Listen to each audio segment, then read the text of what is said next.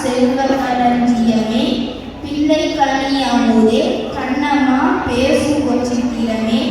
அள்ளி அணைத்திடவே என் முன்னே ஆடி வரும் தேரே ஓடி வருகையிலே கண்ணம்மா உள்ளம் குளிருதடி